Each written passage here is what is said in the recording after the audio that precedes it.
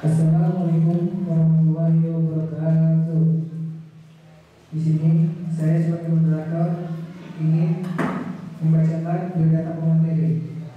Nama Muhammad Ahmad SSI, tempat tanggal lahir Cirebon 19 Maret 1975. Moto hidup, hari ini lebih baik dari kemarin. Pendidikan SD 1 Cirebon, SMP 3 Cirebon, SMA 4 Cirebon. Perguruan tinggi Universitas Sriwijaya Palembang, Sumatera Selatan. Alamat Jalan Veteran Pasantren Kuningan, Jalan Raya Pajajaran Kidul. Kepada pemateri, waktu dan tempat dipersilakan. Terima kasih kepada moderator. Kami membaca langsung. Assalamualaikum warahmatullahi wabarakatuh. Sebelumnya kita panjatkan puji syukur kehadirat Allah Subhanahu wa Ta'ala atas nikmat hidayah dan anugerahnya kita bisa berkumpul dalam acara PLS pengenalan lingkungan sekolah tahun 2021. Tidak lupa kita salawat sampaikan kepada junjungan Nabi besar Muhammad SAW beserta pengikutnya, sahabatnya, dan para tabi'in, dan semua yang kita masuk ke jannah. Bapak kali ini untuk memberikan materi kurikulum 2013 di SMA 1 Cirebon. Sebelumnya Bapak ucapkan selamat datang, selamat bergabung, selamat menempuh untuk belajar bersama-sama di SMA Negeri 1 Ciwaru, SMA tercinta di lingkungan Kabupaten Kuningan. Anak-anakku sekalian, untuk proses pembelajaran di SMA Negeri 1 Ciwaru dicanangkan kurikulum 2013 sudah dimulai sejak tahun 2013. Jadi kurikulum pertama di Kabupaten Kuningan waktu itu baru 5 sekolah sebagai proyek kurikulum 2013. Yang pertama SMA 1 Kuningan, yang kedua SMA 2 Kuningan, yang ketiga SMA 3 Kuningan, yang keempat SMA Galawangi, dan yang kelima SMA Ciwaru. Kita termasuk bangga, kenapa? Karena kita pertama pionir sebagai penggagas kurikulum 2013. Dan didasari dari kurikulum adalah pendidikan, bahwa pendidikan itu yang paling kuat adalah yang pertama budi pekerti, kedua adalah intelek, pikiran, yang terakhir adalah masalah tentang kesempurnaan hidup. Dilanjut, Bapak akan mengutarakan bahwa kita proses kurikulum itu ada 3 tahapan. Yang pertama, 1 adalah kegiatan awal atau pendahuluan. Yang kedua adalah kegiatan inti. Yang ketiga adalah kegiatan output, yaitu hasil. Untuk pendahuluan kegiatan awal, di sini yang perlu digarisbawahi, seperti kita mau mencetak produk sesuatu atau membuat sesuatu barang, selalu yang dilihat bahan awal. Setelah bahan diolah, jadi, setelah jadi kita cek bagus tidak, baru outputnya kita bisa sajikan dengan enak, kita bisa pakai dengan sempurna. Maka dari itu pendahuluan kegiatan awal yang perlu kalian anak-anak yang dipersiapkan adalah 1, kompetensi diri. Jadi kompetensi terdiri dari kompetensi skill, pengetahuan, keterampilan, dan kompetensi sikap. Nah, dari 3 itu, kalau kita mempunyai 3 kompetensi utama yang kita miliki, pasti untuk belajar kurikulum 13 tidak susah, insya Allah mudah. Lanjut ke kegiatan inti. Kegiatan inti inilah kegiatan prosesnya, di mana kita sebagai pendidik, peserta dan tenaga kependidikan dalam satu kesatuan itu harus meramu bagaimana pembelajaran, kegiatan belajar di sekolah, kegiatan di kelas, di luar kelas, atau kegiatan di lingkungan masyarakat menjadi hasilnya baik, bermanfaat. Itu yang goal dari kegiatan inti. Semua lini baik dari guru, siswa ataupun stakeholder lainnya semua bersama-sama untuk memajukan proses pembelajaran. Cirinya kurikulum 13 untuk pembelajarannya itu ada 5 tahap, disebut dari dulu 5M, yaitu pertama mengamati, kedua menanya, ketiga mengumpulkan data, keempat mengolah data, dan kelima menyajikan atau mengkomunikasikan. Nah, dari situ yang perlu dicermati dari tahap 1 yaitu mengamati, yang sering kita lakukan adalah membaca, mengamati atau mendengar sesuatu. Itu proses awal-awal dari belajar. Setelah diamati, naik tahap kedua yaitu menanya. Pasti akan bertanya, ada apa dari yang diamati tadi. Setelah diamati, setelah menanya, barulah dari jawaban pertanyaan yang kita tanya, kita kumpulkan sebagai data. Apakah jawaban itu benar, salah, atau jawaban itu lebih masuk ke dalam jawaban yang konkret. Selanjutnya kita analisis dari jawaban tadi, tahap keempat. Dari jawaban tadi kita analisis, ketemulah jawaban yang sempurna. Setelah sempurna, baru kita komunikasikan, kita informasikan keluar, kita simpulkan bahwa inilah hasil yang tadi harus dijawab dan tadi soal yang harus dijawab dengan baik. Itu 5 tahap itu selalu ada, baik di kelas, di luar kelas, ataupun kegiatan belajar di masyarakat. Lanjut ke terakhir, yaitu setelah diproses di tengah, pertama awal, kegiatan inti, dan terakhir adalah kegiatan untuk penilaian. Itu kita ada perbedaan antara ketika anak-anak di SMP, ketika menginjak di SMA, masuk ke kegiatan ke penilaian. Penilaian kita lihat bahwa di sini yang pertama nanti kita bisa dilihat dari rapor bahwa itu lebih jelas. Yang pertama, yang dinilai dari siswa adalah satu sikap. Sikap terdiri dari 2, sikap spiritual dan sikap sosial. Sikap spiritual itu sikap yang berhubungan dengan kalau mata pelajaran yang lebih identik adalah pendidikan agama, yaitu pendidikan agama Islam, PAI disingkat.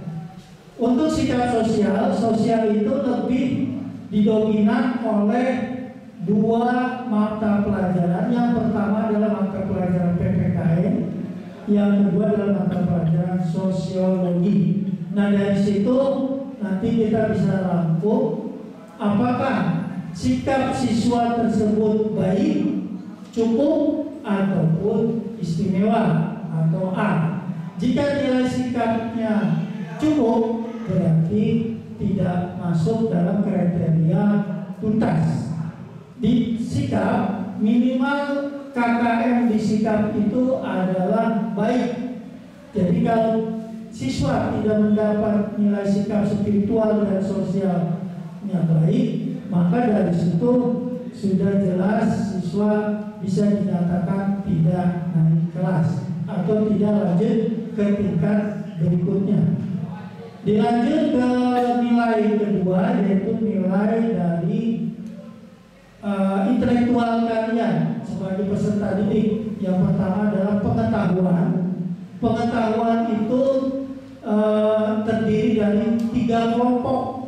Yang pertama kelompok umum, yaitu sama mungkin di SMP dahulu, ada agama, ada PPKN, ada bahasa Indonesia, matematika, sejarah, dan bahasa Inggris. Nah, ada kelompok kedua, itu kelompok disebutnya kelompok umum lebih khusus, yaitu seni budaya, prakarya, dan yang ketiga adalah muatan lokal, bahasa Sunda, dan pendidikan olahraga dan jasmani. Kenapa disebut umum khusus? Karena umum khusus ini punya ciri mata pelajarannya itu wajib praktek seni, wajib praktek baik di kelas maupun di luar kelas, olahraga, prakarya ataupun kewirausahaan, dan terakhir muatan lokal. Kebetulan muatan lokal yang kita serap dari provinsi yaitu bahasa Sunda. Keempat kelompok ini, yang di kelompok umum khusus ini, kenapa disebut umum khusus? Karena ada nilai praktek. Terakhir adalah kelompok peminatan. Nah, kalau dulu kurikulum sebelum 2013 disebutnya kelompok jurusan, tapi sekarang udah hilang nama jurusan. Kenapa hilang? Dirubah ke peminatan. Ini hanya istilah ya. Soalnya kalau jurusan banyak yang anekdot mengejek atau apa kan jurusan-jurusan, kalau di angkot, di bis itu banyak jurusan. Jadi takutnya disalahartikan, makanya di kurikulum 2013 ada perubahan bahasa, itu namanya peminatan. Sama kayak dulu disebutnya jurusan. Karena di sini disebut peminatan. Peminatan yang kita punya, sebenarnya peminatan itu ada 4. 1 peminatan IPA, 2 peminatan IPS, 3 peminatan bahasa, yang keempat peminatan agama. Karena di kita di Kabupaten Kuningan, seluruh sekolah SMA di Kabupaten Kuningan baru ada 2 peminatan atau 2 jurusan, hanya IPA dan IPS. Maka dari itu anak-anak ketika masuk ke kelas 10, kelas 1 atau kelas 10 itu pasti ada tes psikotes, ada tes penjurusan, ada tes peminatan. Apakah kita layak di jurusan IPA atau di peminatan IPS? Karena hanya ada 2. Jurusan IPA itu kita punya 5 mata pelajaran. Kalau di SMP mah IPA ya IPA, tidak dipecah-pecah. Ketika kalian masuk ke SMA, otomatis terpecah. Yang pertama adalah matematika peminatan, yang kedua pelajaran biologi, yang ketiga pelajaran fisika, yang keempat pelajaran kimia, yang kelima pelajaran di lintas minatnya. Nah, apa itu lintas minat? Ada 1 peminatan, misalnya kita IPA.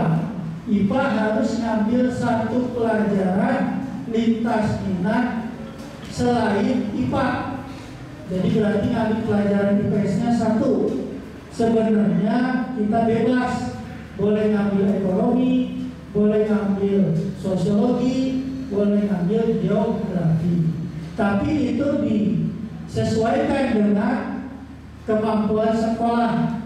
Kita sekolah mempunyai SDM dari guru yang kompeten itu paling banyak adalah dari jurusan ekonomi. Karena dari jurusan ekonomi terbanyak di SMA Ciwaru, Jadi disarankan siswa melintas jurusan, melintas peminatannya ke ekonomi untuk IPA. Untuk IPS mata pelajarannya sama 5 untuk peminatannya. Yang pertama sejarah peminatan, yang kedua geografi, yang ketiga sosiologi, yang keempat ekonomi. Dan ada satu pelajaran lintas minatnya. Untuk IPS yang ditawarkan biologi. Kenapa biologi? Karena SDM kita banyak lulusan, guru-guru terbaik kita, kompetensinya terbanyak adalah biologi. Maka dari itu disarankan siswa IPS, peminatan IPS memilih biologi. Yang terakhir di rapor, setelah keterampilan itu sama dengan pengetahuan, mata pelajarannya jumlahnya sama, hanya perbedaan di penilaian. Yang terakhir itu adalah ada yang namanya ekstrakurikuler. Ekstrakurikuler tadi sudah diterangkan oleh pemateri pramuka bahwa ekstrakurikuler juga terdiri dari 2 jenis ekstrakurikuler. Yang pertama wajib, itu pramuka. Yang kedua pilihan. Nanti ekstrakurikuler pilihan ini karena pandemi jadi belum muncul seperti biasanya. Tapi tetap kita akan sodorkan ekstrakurikuler pilihan selain pramuka. Itu ada sekitar 12 cabang ekstrakurikuler pilihan. Nah, dilanjut untuk materi terakhir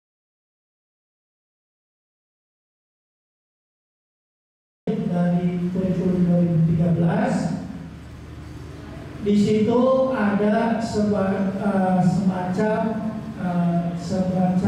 garis tebal bahwa siswa jika ingin melanjut ke jenjang berikutnya, ingin ke tingkat berikutnya, ataupun ingin lulus dari SMA Negeri 1 Ciwaru, siswa harus mencapai target nilai KKM. KKM itu adalah singkatan dari kriteria ketuntasan minimal. Setiap kelas, baik kelas 10, kelas 11, kelas 12 punya KKM masing-masing.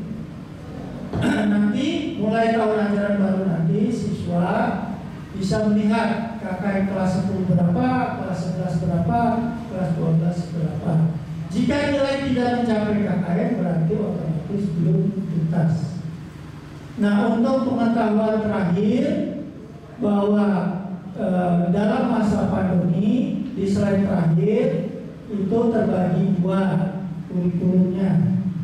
Slide terakhir itu kurikulum 2013-nya yang tidak berpandemi, berarti kita normal tatap muka 100% siswa ke kelas seperti dulu lagi, situasi aman.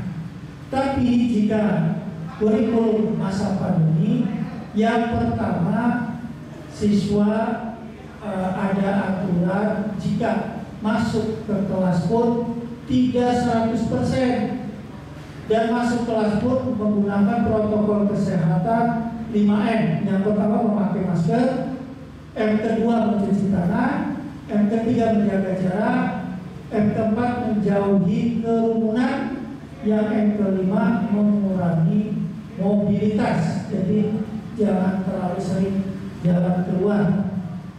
Nah, untuk aksi yang dilakukan pada saat terjadi pengobatan, perawatan atau pencegahan, pengujian, memang 3T selalu dicanangkan di sekolah ini: testing, tracking, dan treatment, baik pemeriksaan dini, pelacakan ataupun perawatan dari penyakit COVID-19. Nah, untuk aturan tatap muka, jika zonanya hijau hanya boleh maksimal 50% tetap siswa yang ke kelas. Nanti 50% berikutnya shift berikutnya, jadi dibagi 2 shift. Tapi jika zonanya kuning, hanya 25%, jadi 1/4 dari jumlah kelas. Dari 36 siswa di kelas dibagi 4, jadi ada 4 shift. Jika zonanya oranye lebih kecil lagi, 10% maksimal, jadi hanya 10%. Jika zonanya merah itu hanya 5% yang boleh masuk, tapi itu juga dengan tanda kutip bahwa itu masih riskan. Apalagi kalau zona hitam 0 siswa, dalam arti siswa tidak boleh ke sekolah. Itu jika terjadi zona hitam. Seperti sekarang kan lagi minggu dan bulannya zona itu hampir beberapa daerah itu hitam, maka dari itu ada kemungkinan untuk memulai KBM setelah PLS pengelolaan lingkungan sekolah 3 hari kemudian.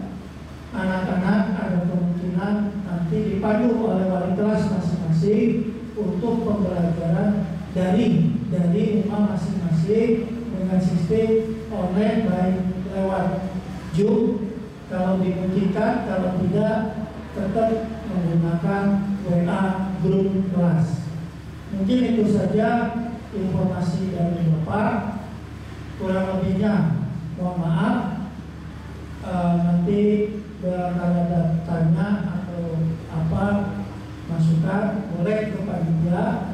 Jika tidak, Bapak berharap dari materi yang Bapak share atau Bapak utarakan tadi, anak-anak kalian semua bisa merangkum minimal rangkuman kurikulum 2013 sehingga tahu perbedaan di SMP dan di SMA kelak nanti kalian mau memasuki baru di SMA Negeri 1 Cirebon. Itu saja. Mohon maaf apabila ada kekurangan.